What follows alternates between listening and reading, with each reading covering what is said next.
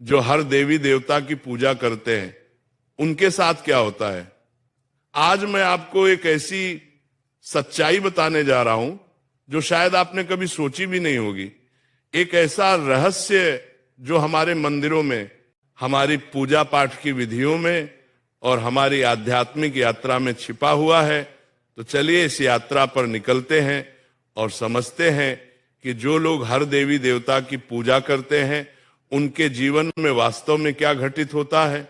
कल्पना कीजिए एक व्यक्ति की जो सुबह उठकर सूर्य देव को नमन करता है, फिर गणेश जी की आरती करता है, फिर शिव जी का ध्यान करता है, दोपहर में लक्ष्मी माता की पूजा करता है, शाम को हनुमान जी के मंदिर जाता है और रात को दुर्गा माता का पाठ करता है। क्या यह भक्ति है या भ्रम? क्या यह समर्पण है या बिखराव? जब हम हर देवी देवता की पूजा करते हैं तो हम दरअसल एक बहुत बड़ी सच्चाई को नहीं समझ पाते कि सभी देवी देवता एक ही परम सत्य की अलग अलग अभिव्यक्तियां हैं। जब एक साधक अलग अलग देवताओं की पूजा करता है तो उसका मन विभिन्न दिशाओं में भटकने लगता है। ये ऐसा है जैसे एक व्यक्ति एक साथ कई नावों पर सवार होने की कोशिश करे, अंततः वह किसी भी नाव से अपने गंतव्य तक नहीं पहुंच पाता। लेकिन इसका मतलब यह बिल्कुल नहीं है कि विभिन्न देवताओं का सम्मान नहीं करना चाहिए। हमें यह समझना होगा कि सभी देवी देवता एक ही परमात्मा के विभिन्न रूप है और हमें अपनी साधना में एक केंद्र बिंदु चुनना होगा। मैं आपको एक कहानी सुनाता हूं। एक सुंदर सी नगरी में श्याम नाम का लड़का रहता था। तो उसके घर में भी विभिन्न देवी देवताओं की पूजा होती थी। उसकी माताजी लक्ष्मी माता की भक्त थी, पिताजी शिव जी के उपासक थे और घर के अन्य सदस्य अलग अलग देवताओं की आराधना करते थे। लेकिन जब श्याम ने अपने गुरु श्री से इस विषय पर चर्चा की तो उसे एक अद्भुत सत्य का ज्ञान हुआ।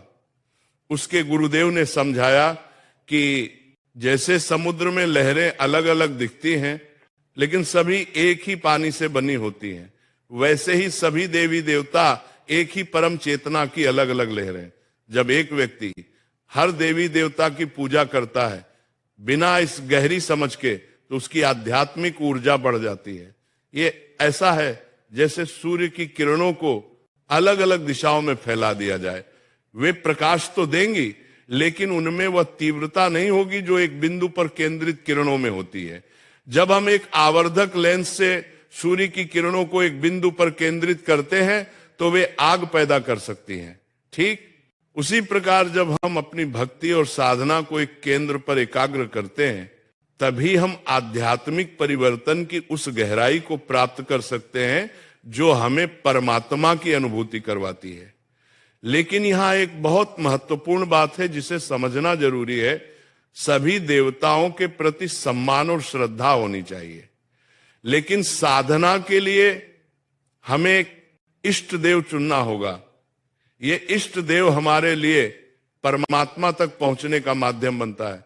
जैसे एक पहाड़ की चोटी पर पहुंचने के लिए कई रास्ते हो सकते हैं लेकिन हमें एक रास्ता चुनकर उस पर चलना होगा। ठीक वैसे ही आध्यात्मिक यात्रा में भी हमें एक मार्ग चुनना होता है।